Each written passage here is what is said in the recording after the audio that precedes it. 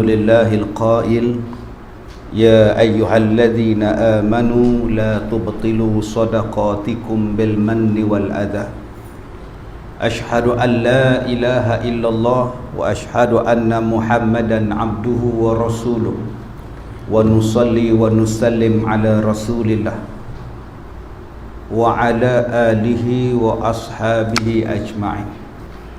Kita mulakan dengan membaca Ummul Quran Al-Fatihah. Bismillahirrahmanirrahim.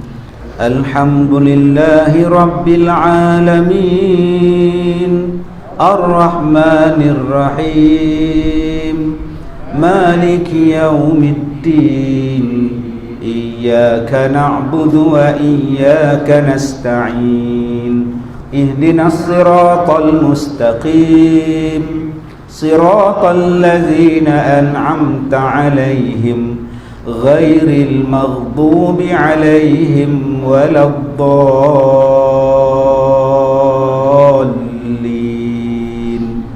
Amin. Alhamdulillah, kita membaca kitab hadis Tajzib Atraful Hadis pada huruf ta, pada hadis yang ke-9. Nabi SAW bersabda, tasaddaqu fasayati alaikum zamanun yamshi ar-rajul bisadaqatihi fayaqulu alladhi ya'ti lahu biha law ji'ta biha bil amsi laqabiltuha fa amma al-an fala hajata li fiha fala yajidu man yaqbaluha. Rawahu Asy-Syekhani an Harithah bin Wahab. Baik, satu hadis tentang sedekah. Kata Nabi SAW, tasaddaqu, bersedekahlah kamu. Nabi kata tasaddaqu, bersedekahlah kamu semua. Fasayati, kerana akan datang satu masa, alaikum zamanun, akan datang ke atas kamu satu zaman, yamshir rajul, berjalan seorang laki-laki, bisadaqatihi, membawa barang nak disedekahnya, membawa barangan sedekah dia, duit ke apa benda lah, dia bawa sedekah dia. Kemudian kata dia, fayaqulu alladhi ya'ti lahu biha law ji'ta biha bil amsi laqabiltuha. Maka berkatalah oleh orang yang hendak disedekahkan itu, jikalau engkau bawa sedekah ini kemarin, nescaya aku terima akan dia. Fa amma, adapun sekarang, al-an, sekarang, fala hajata li fiha, sekarang kata dia aku dah tak berhajat kepada sedekah. Fala yajidu man yaqbaluha, tidak didapati seorang pun yang nak terima sedekah dia. Ini tanda-tanda kiamat, bila semua orang dah tak boleh, tak mau terima sedekah. Maksudnya apa? Semua orang dah kaya, semua orang dah berada dah. Lambat lagi kot Ustaz, lambat kot. Kita hari ni sedekah pantang buka, okay, sebagai kibar bendera putih, maknanya dah susah sangat dah tu. Yang Nabi sebut dalam hadis ni, sampai satu zaman orang tak mau terima sedekah lah. Maknanya pada masa itu keadaan dia, orang semua berada, orang semua senang, orang tak susah, tak ada siapa yang nak terima sedekah kita. Maka kata Nabi, fasaddaqu, tasaddaqu, bersedekahlah sekarang, sebelum sampai saat tu pahala sedekah tak ada. Semua bakat senang mereka. Sekarang dengan cakap tuan-tuan, pantang kita buka pintu, pantang kita kata siapa yang memerlukan, baru memerlukan orang minta angkat tangan dah. Menunjukkan zaman sekarang ni orang susah banyak, tambah-tambah PKP ni susah banyak. Satu hari nanti orang tak susah, mah tepi jalan orang tak ambil, bertabur batang-batang mah tepi jalan, orang tak ada siapa berkehendak dah. Bila zaman tu Ustaz? Wallahu a'lam. Mungkin zaman Nabi Isa ke? Zaman aman Nabi Isa ni, aman dibunuhnya Dajjal, bunuhnya Ya'juj dan Ma'juj, dipatah segala solid babi apa semua. Masa tu semua orang jadi aman, dunia jadi aman, tenteram, tak ada siapa nak merusuh, tak ada siapa nak berjahat. maka pada saat itu semua orang senang. Mungkin pada saat itu yang disebutkan hadisnya oleh Nabi SAW. Baik, hadis yang pertama. Hadis kedua, tut'imut ta'ama wa taqra'us salam ala man arafta wa man lam ta'rif. Rawahu al-Bukhari wa Muslim an Abdullah bin Amru. Kata Nabi, tut'imut ta'am, berilah kamu akan makanan. Hari ni ada orang sponsor tak, Ustaz Hafiz? Ada lagi hebat surah tuan-tuan ni. Alhamdulillah. Siapa suruh bagi makan? Nabi suruh bagi. Apa dalil dia? Ni hadis dia. Tut'imut ta'am, berilah kamu akan makanan. Ta'am tu apa maksud? Makanan. Jadi lepas ni kalau nak panggil orang makan, ta'am, mana makan. Kebetulan nama dia Said. Lepas ni orang panggil dia apa? Said makanan. Makanan. Ta'am nama dia. Okey, jadi malam ni kalau dapat ta'am pun jadi. Abang belajar apa dekat surau malam ni? Ta'am. Apa tu? Makanan. Jadilah. Lepas tu abang belajar apa dah? Abang tidur kat belakang. Okey, Nabi sebut tut'imut ta'am, jamulah orang makan, bagilah orang makan. Satu. Dua, wa taqra'us salam, dan bagikanlah ucapan salam. Kepada siapa? Ala man arafta, sama ada orang tu kamu kenal, wa man lam ta'rif, ataupun kamu tak kenal orang tu. Dua Nabi suruh kita buat. Pertama, jamu makan. Tambah-tambah pada orang baik-baik ni. Orang ramai semayang ni orang baik-baik. Perompak penyamu bukan nak main semayang. Kan? Kita ni tuan-tuan ni orang baik-baik belakang. Jamu orang baik-baik ni bagus. Dengan sebab kita bagi makan mereka, mereka jadi kuat. Bila mereka kuat, sekali lagi mereka kuat semayang. Badan lemah, bila bagi makan jadi sihat. Mereka boleh baca Quran. Kita dapat pahala. Nombor dua, siapa orang baik-baik? Ni hak semayang subuh. Nabi katakan, man shalla subha fahuwa fi zimmatillah. Siapa yang semayang subuh berjemaah, orang tu berada di bawah pemeliharaan Allah. Nabi sebut, siapa yang semayang subuh berjemaah, orang tu dalam penjagaan Allah. Allah jaga.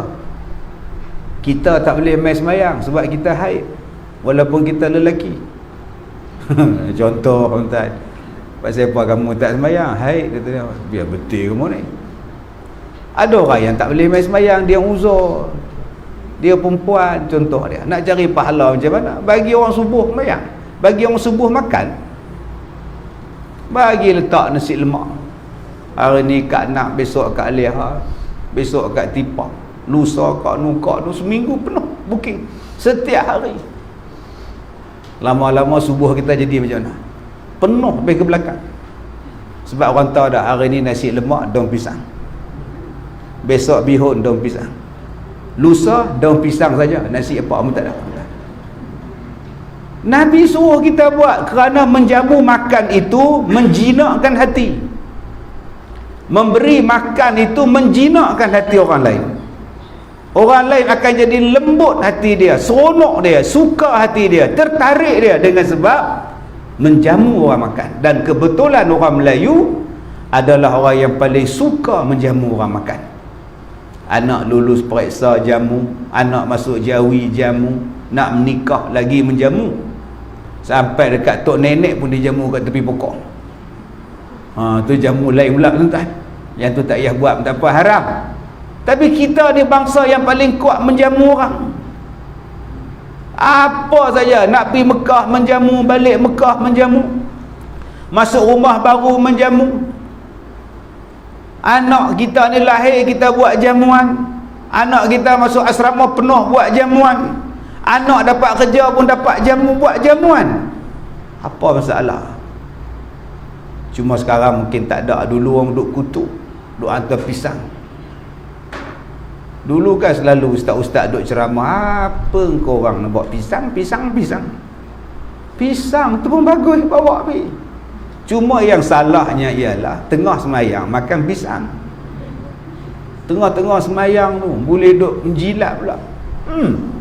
Pisang tadi ni, yang tu yang salah. Ada pula yang letak semayang dalam bukit baju Melayu bahagian bawah. 2 biji bila sujud satu nak golek atas sejadah. Dia pun tak khusyuk. Dia atuh lah pula. Orang sebelah lagi tak khusyuk. Rabbi pilih. Betul tak cukup 2 dia seorang. Nampak dah tuan-tuan. Pakat tak khusyuk sembahyang habis ni. Nombor 1 kata Nabi, tut'imut ta'am, jamu orang makan. Kedua kata Rasulullah, wa taqra'us salam, bagi salam. Sama ada pada orang yang kamu kenal, ala man arafta wa man lam ta'rif, ataupun yang kamu tak kenal, bagi salam. Assalamualaikum, assalamualaikum. Sebab Nabi kata petanda akhir zaman, kita bagi salam hanya pada orang yang kita kenal. Kita hanya bagi salam pada orang yang jadi kawan kita, geng kita, kawan kita, ataupun orang yang kita kenal. Yang tak kenal, yang bukan geng, lain parti pula, lagi tak bagi salam. Tambah parti lain-lain, tobat lahum tak bagi dah, melainkan dekat-dekat pilihan raya baru dia bagi salam. Tu pun masih nak undi, lebuh pilihan raya, lebuh lah salam tu. Tunggu 5 tahun pula bagi salam. Ni perangai orang kita pula. Bagi salam, dengan salam tu melembutkan hati orang. Ini datang rumah orang minta derma, bagi salam. Jumpa kat mana-mana tak bagi salam dah. Dia bagi salam bila ada hajat. Assalamualaikum. Tak ada hajat, tak ada kepentingan, tak mau bagi salam. Selisih bau belaga bahu pun tak nak bagi salam. Pasal apa? Aku tak kenal, buat apa aku bagi salam? Dia bukan geng aku, buat apa aku bagi salam? Tu nama dia budaya kegengan. Adik-beradik budaya kebangangan nama dia. Tak dapat pahala dengan sebab tak bagi salam. Masuklah rumah bagi salam, walaupun rumah kita sendiri. Ajar anak-anak asal masuk rumah bagi salam. Hari ni anak kita 10 kali bagi salam sehari, tahu? Pasal apa? Setiap hari 10 COD hantar. Sekejap panda, sekejap rimau medu hantar. Assalamualaikum, Assalamualaikum, Assalamualaikum. 10 kali bagi salam. Ni dia penangan tuan-tuan ni, PKP ni. Tiap-tiap hari orang hantar makanan. Padahal laksa perlih je. Punya malas pergi beli tuan. Tu pun cot. COD nama dia, cot. Baik. Sama ada kamu kenal ataupun kamu tak kenal, bagi salam. Siapa suruh? Nabi suruh. 2 benda ni Nabi suruh. Pertama, bagi makan. 2, bagi salam. Baik, hadis ketiga. Ta'araf ilallahi fir raha ya'rifka fi syiddah.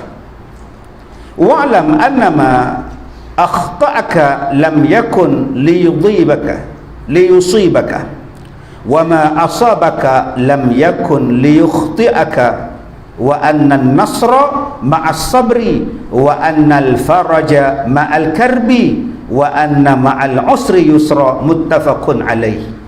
Baik, Nabi SAW bersabda, ta'arraf ilallahi, hendaklah kamu berdamping dengan Allah, mendekatkan diri dengan Allah, kamu rapat dengan Allah, kamu buat macam ni supaya Allah kenal kamu, supaya Allah kenal kita. Kita ni agak-agak tuan-tuan Nabi Muhammad kenal tak kita?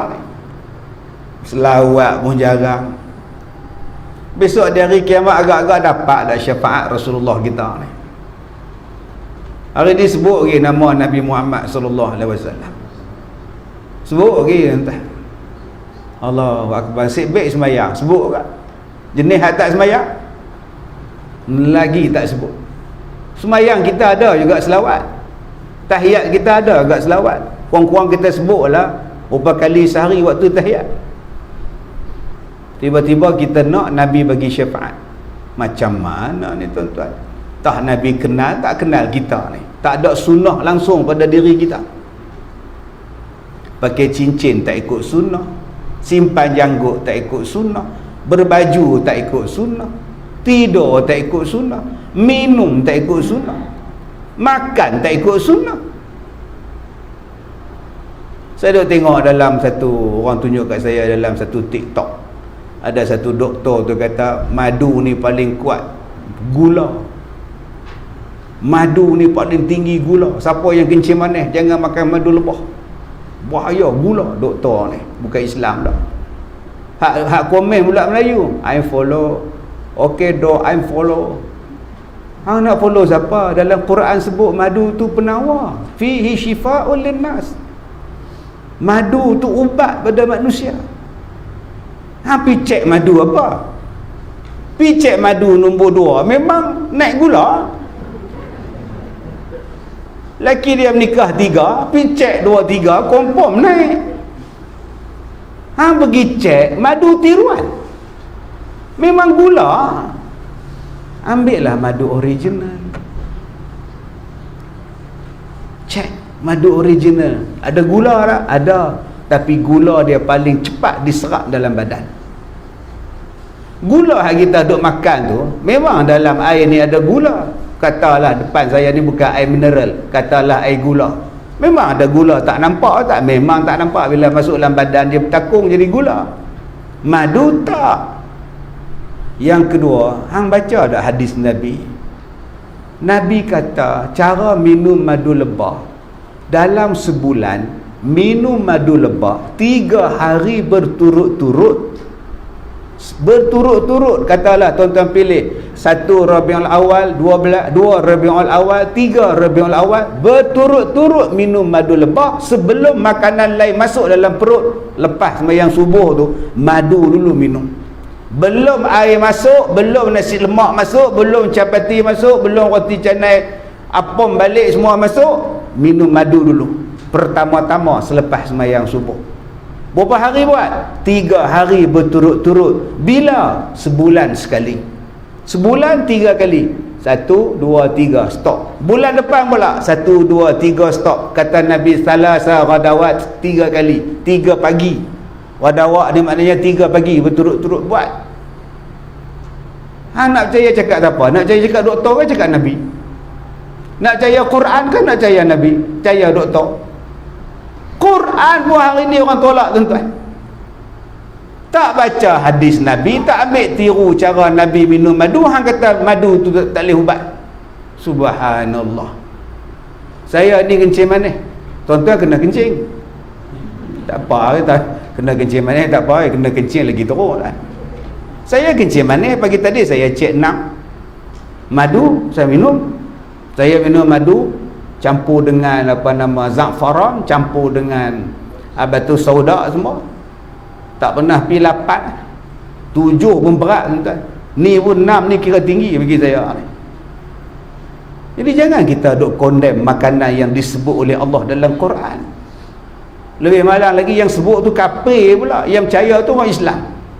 Orang kafir ni tak pernah sujud pada Allah, tak pernah sunat pun, tiba-tiba cakap mempertikaikan ayat Quran. Orang Islam ikut. Kaji dulu. Banyak lagi yang mengkaji tentang madu. Doktor-doktor Muslim yang mengkaji tentang kehebatan madu lebah. Dia takkan jadi satu gula yang bertakung dalam badan. Madu adalah benda yang paling cepat diserap sekali gula dia untuk tenaga kita. Tiba-tiba di hari kiamat minta syafaat. Rasulullah minta syafaat. Agak-agak Nabi nak bagi ya? Dihidup di dunia dulu kamu tak percaya pada sunnahku. Hidup di dunia dulu pun kamu tolak ayat Quran. Mai hari kiamat syafaat. Cari balik hak kamu ikut tadi tu. I follow menyampah aku. Hak Quran tak nak follow. Baik, Nabi kata apa? Ta'arraf ilallahi firraha ya'rifka fi syiddah. Hendaklah kamu mendampingkan diri kepada Allah dengan segala taat pada ketika kamu senang. Kata Nabi, dampingkan diri kepada Allah bila dalam keadaan ketika kamu senang. Ketika tengah banyak duit, rapatkan diri dengan Allah. ketika banyak duit, jutawan, masa tu dekatkan diri dengan Allah, pergi semayang rajin, pergi masjid rajin, subuh datang baca Quran, buat sedekah ni jangan cerita, sedekah jangan cakap, senyap-senyap je bagi kat bendahari senyap-senyap, Tuan Haji ni sumbangan saya, senyap-senyap untuk masjid. Allah kejap dan tulis resit, tak apa bagi kat bendahari senyap, terus senyap dia bendahari tu, bukan bendahari surau ni lah, bukan tuan ni, tempat lain ni di Afrika ni, buat senyap terus.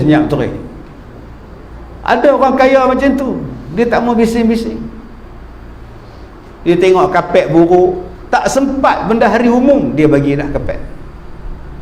Tengok kubah ni bocor, 60,000 dia bagi, tukar kubah lain. Pasal apa? Pasal dia ada duit. Kenapa yang dia sedekah cepat sangat? Dia nak mendekatkan diri pada Allah. Okey, adakah orang kaya ni tak susah? Susah. Tak percaya tuan-tuan tengok cerita Ali Baba Bujang Lapuk. Bila dia mari pinjam duit, nak pinjam gandum dekat Kasim Baba, Kasim Baba ni suruh sign surat ke kandar, ini surat pacak gadai. Orang kaya pun pakai kerja gadai. Apa kau ingat orang kaya semua senang ke? Kadang-kadang sesak dah. Tuan ingat tak tuan? Ingat tak cerita Kasim Baba tu? Apa kau ingat orang kaya semua senang ke? Kadang-kadang pun sesak dah. Silap pula tunjuk suai pajak ni. Kata Nabi, siapa yang mencari Tuhan waktu kaya, siapa yang mencari Tuhan waktu sihat, siapa yang mencari Tuhan mendekatkan diri waktu dia senang lenang, bila dia susah, kata Nabi, wa'lam annaka ma akhta'aka lam yakun liyusibaka, maka nescaya kasih akan dikau oleh Allah Ta'ala pada waktu engkau payah.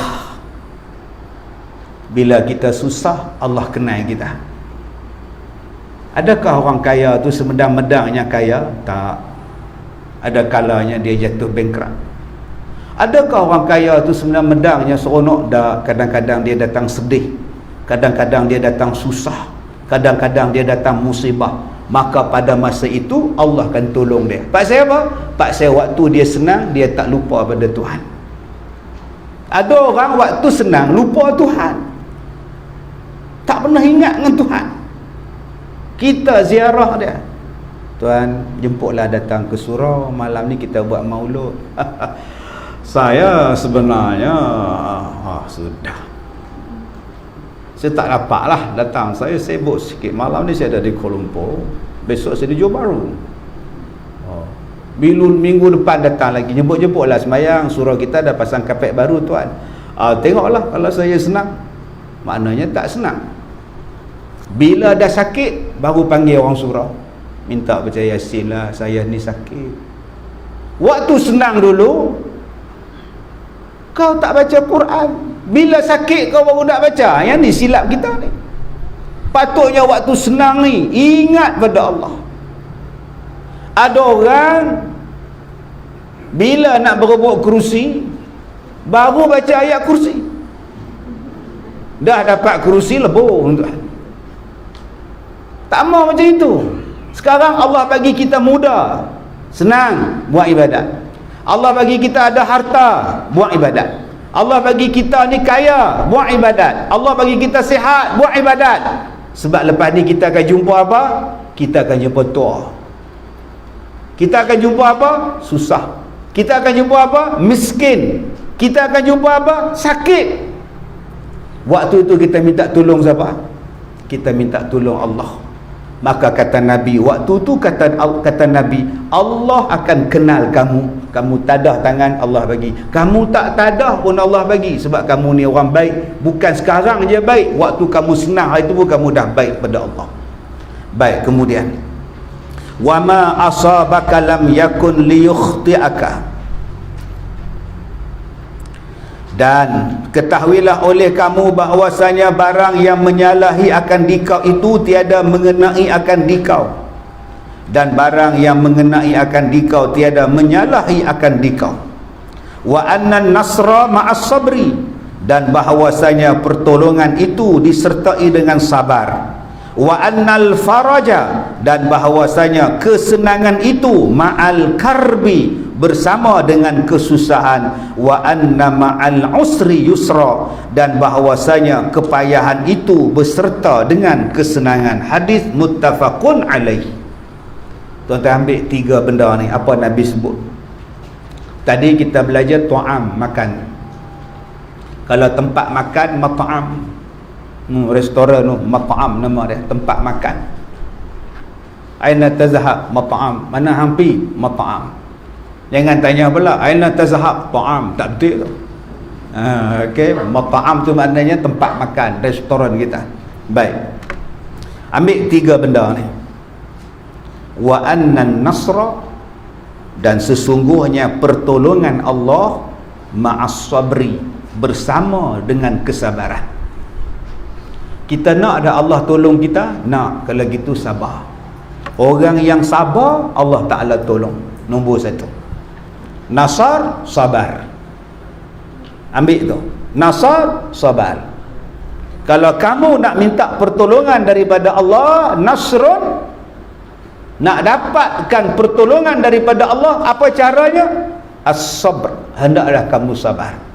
Sebab tu dalam ayat Al-Quran Allah Ta'ala sebut wasta'inu bis-sabri was-salah, dan mintalah pertolongan kepada Allah dengan jalan sabar, dengan jalan sembahyang. Allah Ta'ala suruh kita sabar. Sebab ada orang bila sakit dia nak cepat sihat, nak cepat sihat.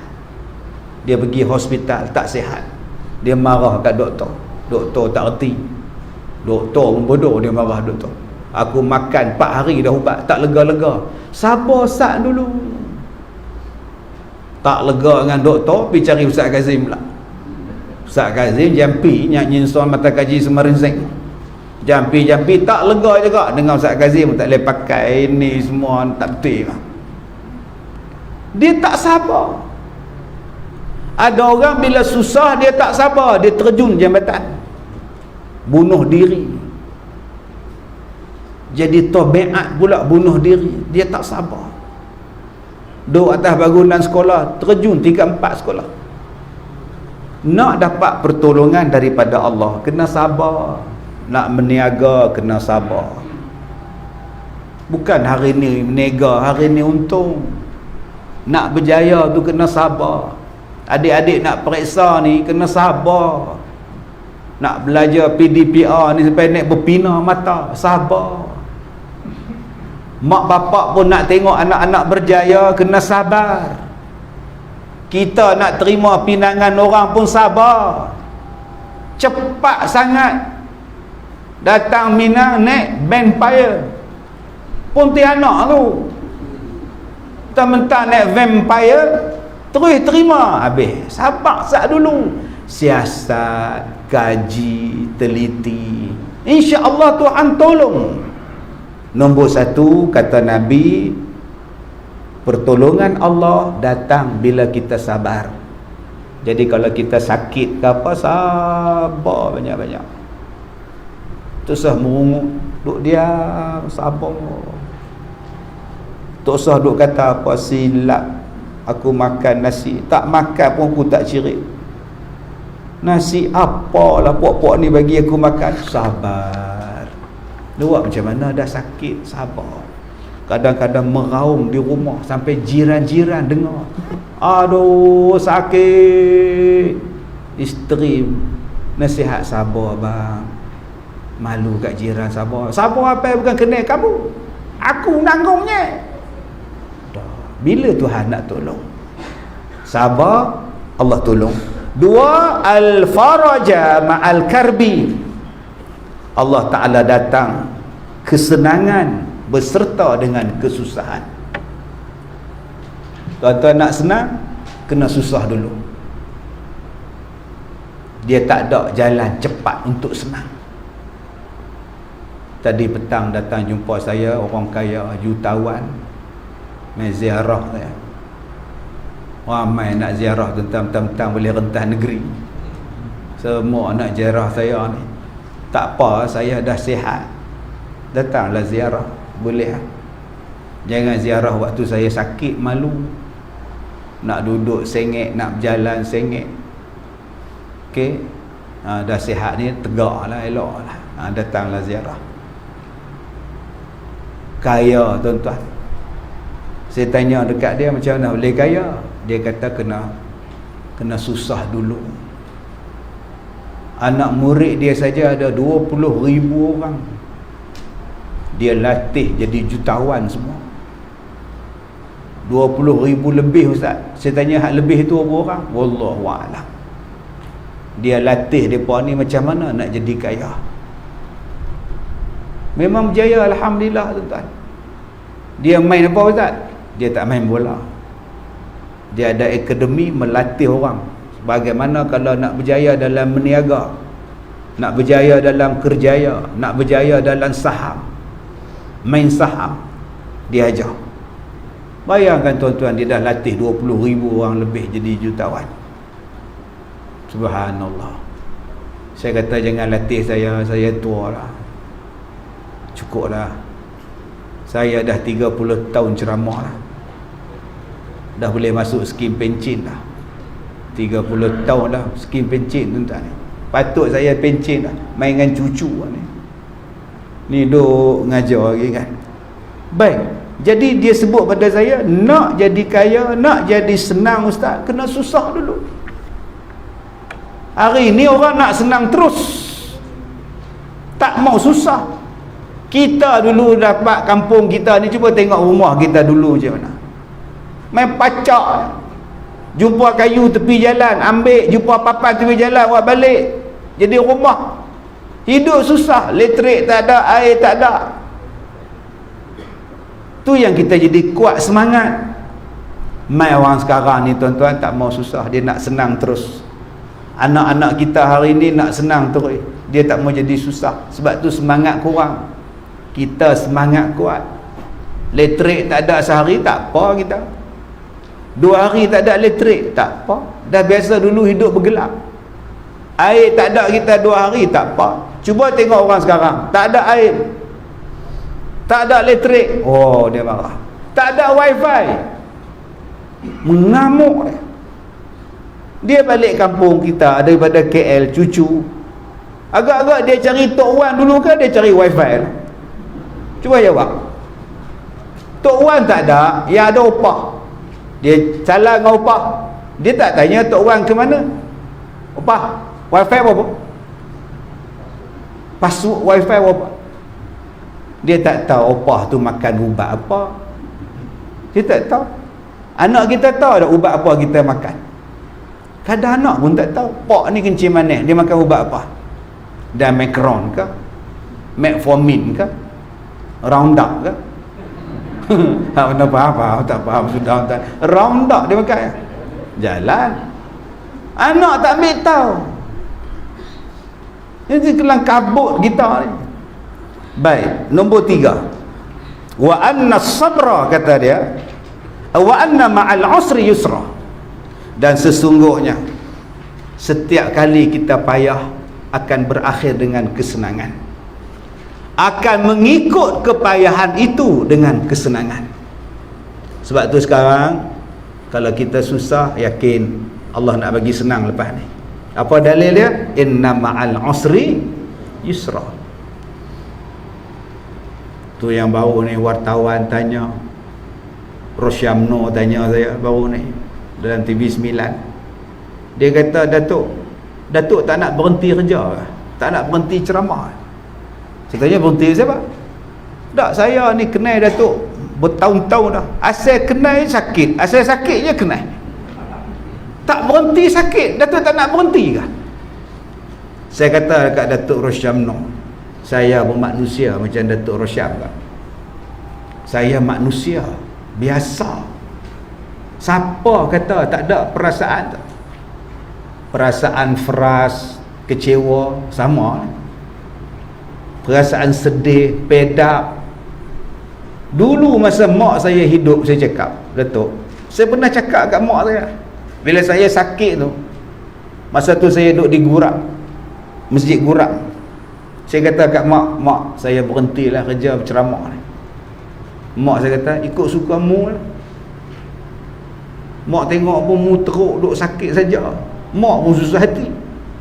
Kau suka lah. Berhenti pun tak apa, ada orang tak suka, berhentilah. Mu nak kerja apa? Dia tanya saya. Cadang nak kerja kat Medan Kit, jual tiket bas ekspres. Yang tu jadilah mak oi. Kau tak ingat dah dulu kat Medan Kit, asal kita naik kereta ya, puak-puak tu dia ikut lari kita nak jual tiket, ingat tak? Nama dia Ulat Tiket. Jual tiket tu, tarik naik bas Penang, naik bas Kuala Lumpur. Saya kata, mak, jual bas ekspres tiket pun jadilah mak. Petang tu saya cakap kat mak saya, mak, kalau saya berhenti pergi kerja tiket bas, jual tiket bas ekspres, agak-agak ada masalah di situ, mak. Mak saya kata, kerja mana yang tak ada masalah?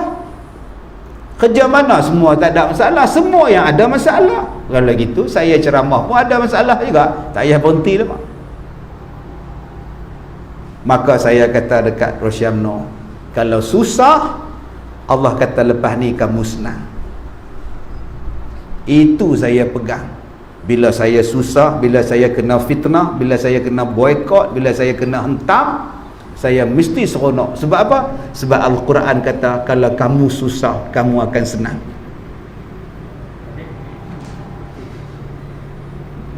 Pusing sikit lah. Nampak? Itulah berkat susah. Peminat ambil gambar tengah ceramah. Tuan-tuan tak susah tu, dia boleh ambil gambar tuan-tuan. Bila susah, saya faham, lepas ni saya nak dapat apa. Saya tunggu je. Bila saya sakit, saya pujuk hati saya, lepas ni kau nak dapat rezeki lain. Itulah dia yang kita pegang. Inna ma'al usri yusra. Jadi kenapa tuan-tuan nak takut bila susah? Tuan-tuan takut dengan payah. Sebab apa? Sedangkan Allah dah jamin lepas susah tuan-tuan akan senang. Sabarlah, jangan merungut, jangan lari daripada kesusahan. Hadapi. Jadi orang yang tabah, jadi orang kuat. Insya-Allah kesenangan akan sampai. Baik.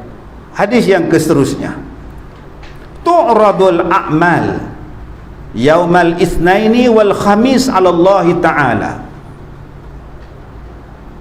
Sabda Eddie kata, baju Duke semua cantik, tiap-tiap hari pakai baju baru.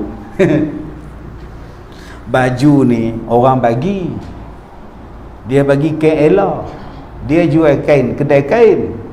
Jadi orang beli tak habis, ada 3 meter 3 Ella, dia sedekah kat saya buat baju ni tuan-tuan, ni baju orang bagi kat saya, tempah murah je, RM75.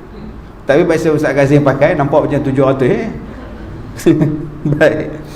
Kemudian wa tu'radu 'alal anbiya wa 'alal aba wal ummahat yaumal jum'ah fayafrahuna bihasanatihim wa tazdadu wa junuhuhum bayada wa isyrafan fattaqullah wa la tu'dhu mautakum. Rawahu al-Hakim an Walid Abdul Aziz. Baik. Di bawah tunjuk malaikat akan segala amal kita kepada Allah Ta'ala pada setiap hari Isnin dan Khamis. Amalan kita ni dibawa tunjuk bila? Setiap hari Isnin, setiap hari Khamis. Start malam ni, ni malam Khamis lah. Hari Khamis dah kita ni, maghrib tadi Khamis. Juga pukul 12. Tak, siapa dia bodoh tu, dia kata siapa semayang isyak pukul 1 pagi, dia tak sah lah sebab dah bertukar hari. Bodoh betul kan ni. Ada dia kata, kalau kita semayang isyak pukul 1 pagi, maknanya dah tak semayang isyak dah. Pasal apa pula? Pasal dah masuk hari lain. Masuk isyak 8.14 hari Rabu. Ni hang semayang ni hari Khamis tau. Oh yang bodoh mak dia ni. Kiraan kita maghrib tu tukar hari bukan pukul 12. Pukul 12 tu orang putih. Hak maghrib tadi dah tukar lah tu. Ni hari apa ni? Hari Khamis kita sekarang ni. Bila bertukar? Maghrib tadi. Sebab tu kalau tuan-tuan nak sembahyang isyak pukul 9 boleh, 10 boleh, 11 boleh, 12 boleh, 1 boleh, 2 boleh, 3 taknya habis fardu isyak lagi selagi tak subuh. Pening kepala tuan-tuan. Orang percaya kata, ya tak ya juga. Ya Allah. Siap terang tu yang mahal tu, ya tak ya juga, kata dia. Baik, dia kata pada setiap hari Isnin dan hari Khamis ditunjuk kepada rasul-rasul dan kepada ibu bapa dalam kubur pada tiap-tiap hari Jumaat. Maka sukacitalah mereka itu dalam kubur dengan segala kebaikan mereka dalam dunia dan bertambah putih dan bercahaya muka mereka. Maka hendaklah kamu takut akan Allah dan jangan kamu menyakiti akan mayat kamu. Nabi sebut Isnin dan Khamis amalan kita ditunjuk. Sebab tu Nabi suka hari Isnin. Nabi puasa Isnin Khamis. Pasal apa? Kita nak ditunjuk amalan setiap hari tu. Dua, kata Nabi SAW, untuk yang dalam kubur pula, mak bapak kita pula, amalan mereka ditunjuk pada apa? Hari Jumaat. Maka seronoklah mayat-mayat dalam kubur tadi, bercahayalah kuburnya, bercahayalah wajah mereka dengan sebab amalan mereka datang ditunjuk pada hari Jumaat. Dan kata Nabi, jangan kamu menyakiti akan mayat kamu. Kita akan mati dah lepas ni? Akan mati. Jangan sakiti mayat kita dengan amalan kita sekarang. Kalaulah setiap Jumaat ditunjukkan amalan baik si mayat waktu hidup, agak-agak hari apa dia tunjuk amalan jahat pula. Kalaulah amalan baik ditunjuk, amalan jahat tunjuk tak? Mesti tunjuk. Kalau amalan baik ditunjuk pada hari Jumaat, muka mereka seronok, lapang kubur mereka, bercahaya kubur mereka. Kalau amalan buruk ditunjuk, agak-agak apa jadi? Terbalikkan. Sebab tu Nabi pesan kepada kita, jangan menyakiti mayat. Maksudnya apa? Jangan menyakiti mayat kita. Kita sendiri menyakiti mayat kita sendiri. Dengan kita buat jahat dalam dunia, bila kita mati, amalan jahat kita tu ditunjuk pada mayat. Apa mayat rasa? Yang rasa tu kita. Jadi kita boleh pilih sama ada nak jadi jahat ataupun nak jadi baik. Pulang pada tuan-tuan. Pokok pangkalnya tanggung sendiri. Baik, sekadar itu saja tuan-tuan. Saya ada satu lagi program malam ni di Sembang Viral bersama dengan Datuk Rosyamno Syuk Syahar di Instagram TV9. Jadi pukul 9 malam live. Sekadar itu sahaja tuan-tuan. Saya minta maaf jika terkasar bahasa. Wabillahi taufiq wal hidayah. Assalamualaikum warahmatullahi wabarakatuh. Apa tu? Waalaikumsalam.